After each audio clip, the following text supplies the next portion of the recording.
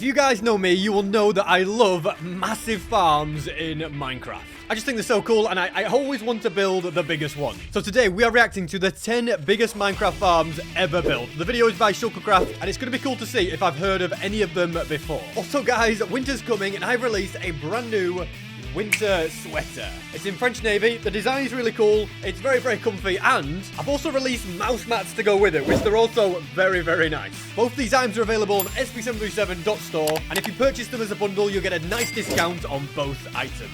So yeah, go check it out, and I'm going to watch this video. There are many farms in Minecraft, but today we will explore the biggest and greatest farms Minecraft At first has ever glance, seen. they look very, very These cool. are Look at that big one with Minecraft all the... Look at engineering that! How and cool will is blow that? your mind. All those guys in the Minecraft. Starting off with a banger, which is a raid farm that produces a whopping 2.2 million items per hour. I have seen this one before. And roughly 1.2 million of those are emeralds. It's Those very, numbers very cool. sound so crazy to just say out loud. 1.2 million emeralds per hour. Ultimate raid farm probably wasn't easy, and there were many people involved, with the main designer being Fred. Yeah, But I reckon there's quite a few. I mean, taking like at some the raid Discord farm, servers that it those has guys are in two there are sides, insanely smart. an overworld side and the nether side. In the overworld, it has the spawning platforms where the raids spawn. Ah, so the and portals the just take raid it away stacker, instantly? along with the 35 villagers. The thing is, right, to do something like this, you have to understand raids so well, the mechanics, like, inside out. It is... You just look at it and you think it's not that crazy, but it is so clever, the way they've made it work to do that fast. It is very, very smart. And we can find these crazy looking TNT cannons. And now the TNT This makes view of TNT the looting TNTs is so happen. cool. But what's even cooler is when we take a close-up look of the portal. We can see that only the items travel through the portal. And that's because the TNT kills the raiders so fast that we can't even see them. Another cool, unique yeah. part of this raid farm is that it consumes flint and steel. Since after every TNT explosion, the flint and steel has to turn on the portal again. And it uses so you have to have exactly loads of flint and steel. 281 flint and steel per hour, which means you need iron and flint to actually use this farm. If you happen to run out of flint and steel, or TNT, or any other required stuff, then... Yeah, I think the reason you need TNT as well is to get... The player lights it with a flaming arrow, and you get the looting effect on that. That's kind of how that works. Bred, the guy that designed this, is the same guy that designed the Ravager XP farm I made in 5,000 days, by the way. This control panel here shows you this by lighting up. Oh, that's cool as well. If it runs out of anything, it adds a little farm. So little your pause farm button for you. won't That's smart. destroy itself, which is a very good feature. It's always good when a farm doesn't doesn't destroy destroy itself. things when speaking about this raid farm. For example, it is designed so it can be built in survival, and it is very That's cool. lag-friendly. Survival friendly. You Maybe don't I should need try to have building it a in high-end survival. computer or a high-end server. to Give me run like it. 3,000 The days to one build bad it. thing I think is I'd have to that this downgrade my farm world to do it. needs I don't two think it works people in to newer run it. versions. One being in the overworld and other being in the nether placing TNT. But Oh, if you that's use why it needs...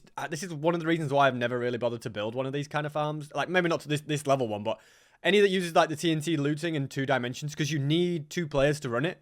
Like, one to place the TNT and then one to activate the raids, I believe. So that's kind of carpet why mode, I don't... then you can can't just always do place those bots ones. doing these things for you. So in conclusion, this raid farm is a true engineering masterpiece. But what if you want to produce 1 million iron per hour? I think this is cool. I saw this video as well.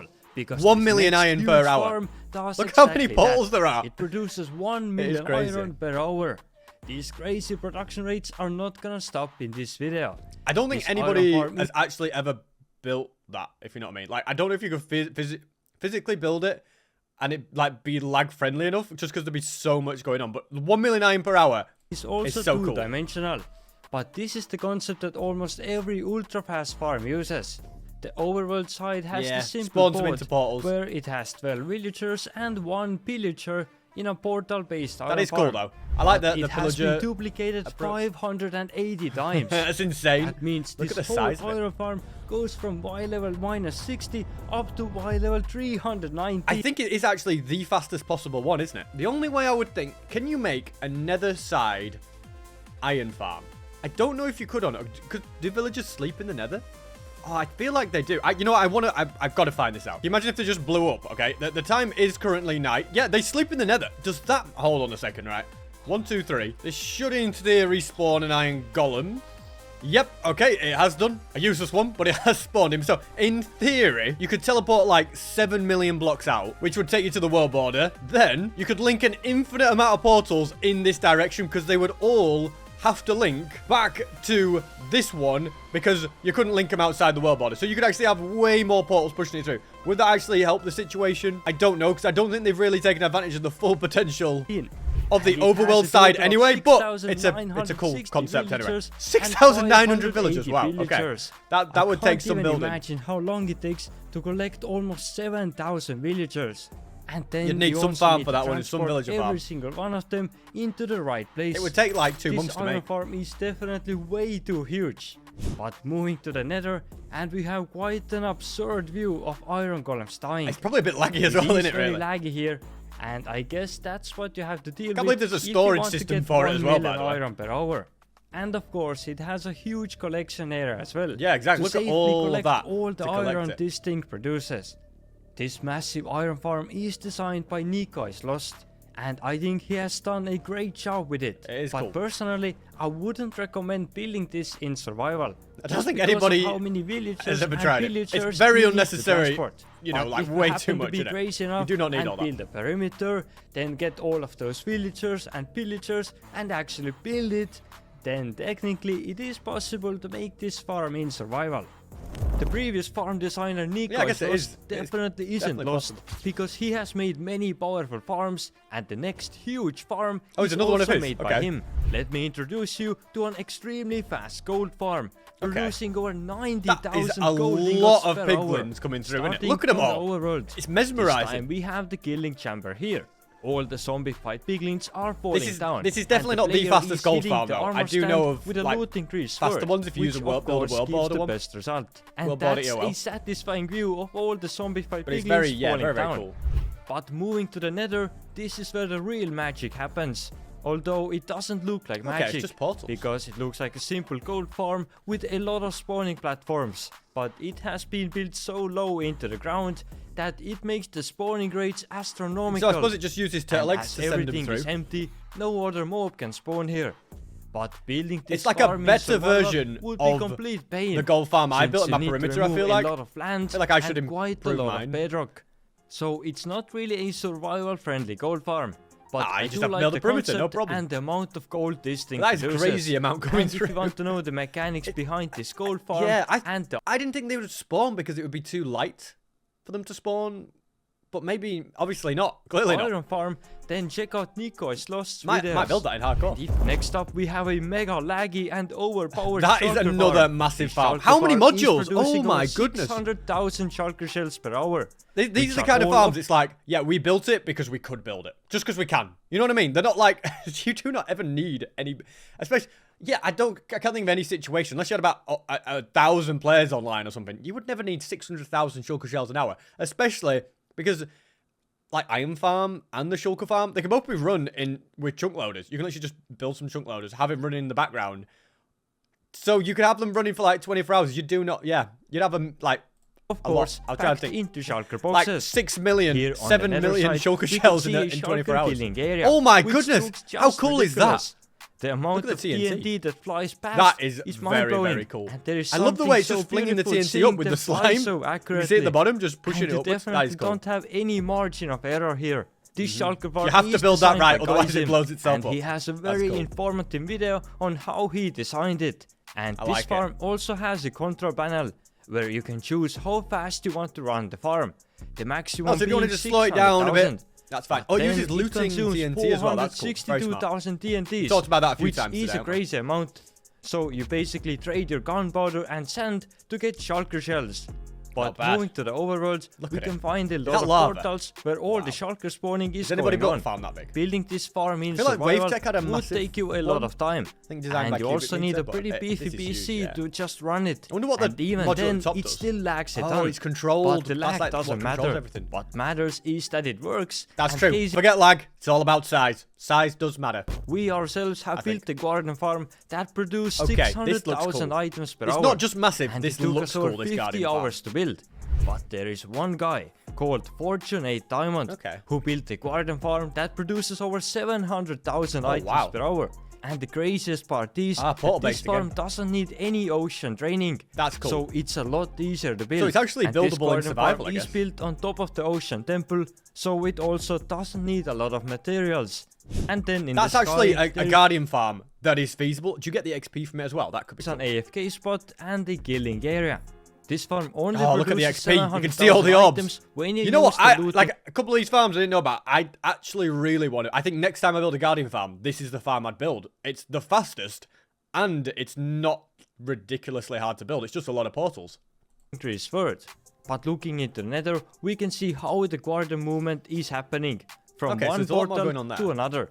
And then next to it, we have a huge collection area. Yeah, that's like probably the most complex part is the collection system. Items just to get everything challenging. I like the use of honey. I would say this garden farm is definitely possible to build in any survival world. It's survival friendly, yay! We got one. Do we really need that I like the, yeah, it's smart as well, using cobwebs to slow them down to move to the next portal. Items. Simple but smart. Next up, we have a farm that is producing 12.5 million items. Okay. And that's a bamboo farm designed by Toasted Sausage. I can't even work it out. The farm itself is actually pretty simple.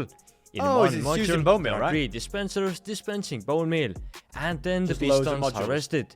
And the same thing is multiplied many times.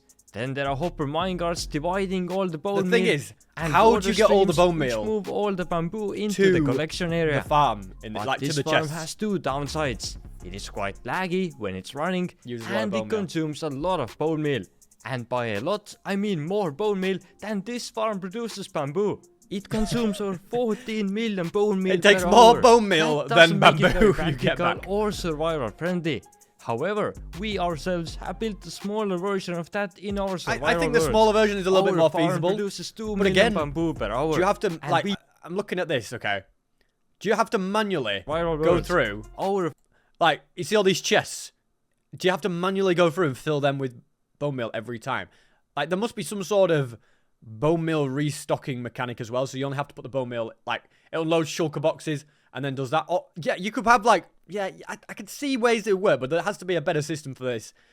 For loading the bone meal back up. The fact that you use loads of bone meal, not a problem. Bone meal, you can with all the bone hook meal up to a massive moss farm, you know, just 4.5 bone minutes. Meal, but yeah. But I still respect all the work that went into designing this farm. It's very cool. And it can produce an insane 12 million items per hour. It's cool how the collection happens as well. Like, if you look at it, just like watch this minecart here, okay? As it moves in, it gets destroyed on, I think on the geode, maybe? I don't know what destroys it, actually. It must be lava or something. As it gets destroyed, it's a cauldron of lava. The bamboo pops out, goes into the water and joins the collection. Very, very clever method. That I like that. Because the next farm is the world's fastest cobblestone farm. Like, normally, when you think of unloading items from a hopper minecart, you think, okay, I'm going to put the hopper minecart over a hopper. That's going to drain them out, and then it's going to take it. But to use the destruction of the hopper minecarts to throw it into a water chute, that's very clever. I like that. I'm going to probably end up using that in a design somewhere. Producing you 2 million items per hour. What is Thanks this? to these 4 the world's fastest cobble farms won't stop. Oh wow! Because 2 million cobble is the world's fastest cobblestone farm. Does it use producing you 2 million items per hour. Thanks to these 4 genius designers, I can just flick a lever and this farm starts working. Oh, does it do basalt as well? This marvelous looking farm has cobblestone generators all around the farm. Then all the cobblestone gets pushed into the middle where TNT can destroy it and make it collectible. How mesmerizing that is. I might have made a mistake by calling it the cobblestone farm, because when clicking this note block, I can switch it and it starts producing basalt. That's clever. Which is really awesome. It's a two-in-one farm. Yeah. And now I can produce 2 million basalt Look at all the TNTs per hour. And that's all thanks to very smart redstone designing. Very clever. What actually surprised me even more is that this farm isn't very laggy. So yeah, maybe it's kind of, if you had it the is thought kind of of usable. building this farm in your survival Imagine world, building it and being I like, would okay, say it's a good choice. Just need to run it for about 10 minutes and I've got all the cobblestone and basalt I'll ever need. 2 million cobblestone, this thing produces every hour. The next insanely fast farm is a creeper farm. That produces 1.2 million gunpowder per hour. Wow. And it is designed by Frunagraft, who has done an amazing job. Do you have a smaller version of a creeper farm? This isn't the version I built in Lifesteal, is it? I don't think it is. first creeper farm has been No. built as low as possible. And even some... I think the one I built in... It might be. It's not quite the same, but it's a very similar design. I think mine's a little bit easier to build. There's those trapdoors by the looks of things. But I also built mine like at Y level 60. If I built it way lower, I'd get a ridiculous amount as well. If we want to reach the 1.2 million gunpowder rate, look at all that. that also means that someone has to AFK Oh, you in need the 2 overworld, players for that one. and someone has to Unless be in the... you do what SB737 did and send it through 2 portals, but for this many creepers, whether that would work, I don't know. I think it could work. I don't see any reason why not. Nether. So it is a You just need a massive farm, area for the creepers but to go. watching the creepers to move fall down through. the portal is just so satisfying. About looks very building cool. this in survival, it's definitely possible. Yeah, it's survival The friendly, I'd hardest say. parts are probably the perimeter and breaking all the bedrock. But other than that, it's a pretty simple concept. Yeah, you don't have Next to up, break the we have a bedrock. Obviously, to get the max rate, you one-dimensional would, wither but just be skeleton slightly above, farm you don't. This is the designed coolest by one. Dave Rooney. The Whisker This Farm. farm produces a Oh, that's lot what of wither different skeleton stands items, for, yeah, but the having whisker. important one here are the wither skeleton that. skulls, which it produces over 2,000 per love the hour, minecart and system. it is impressive because everything is done in a single dimension. In the farm, we have respawn. So, I don't know if you know this, but when a wither skeleton goes... when any mob goes into a minecart, it is no longer part of the mob cap, because obviously you can only have 70 mobs in a, hostile mobs in a world at once, in a single player world. As soon as they go into a minecart, they're taken off that mob cap. So if you put every single mob into a hopper minecart, no, a normal minecart, not a hopper one, then they're just no longer part of the mob cap, and new ones can spawn. And then a lot of minecarts that are picking up the wither skeletons. Very clever. And in the middle, the player can And then the kill player's all the just wither doing that. skeletons with a looting tree Smart. sword. It's a cool design. This farm works really well, but building it is a bit hard. This is just the kind of thing you'd want to build in...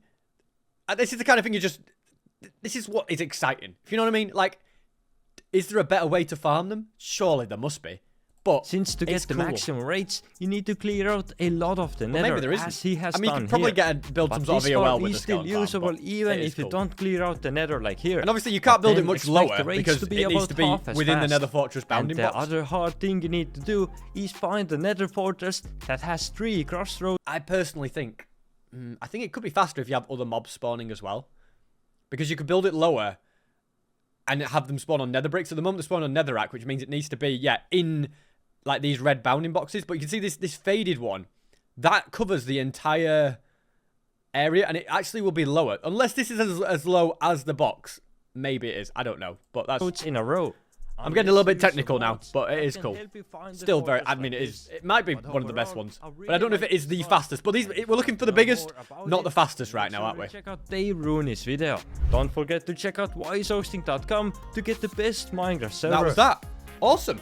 I got to drink tea during that as well.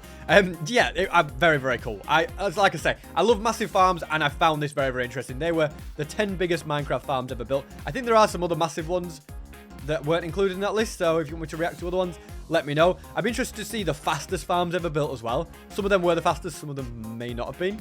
So that'll be interesting. But yeah, make sure to check out sp737.store for the winter collection, and I'll see you guys in the next video.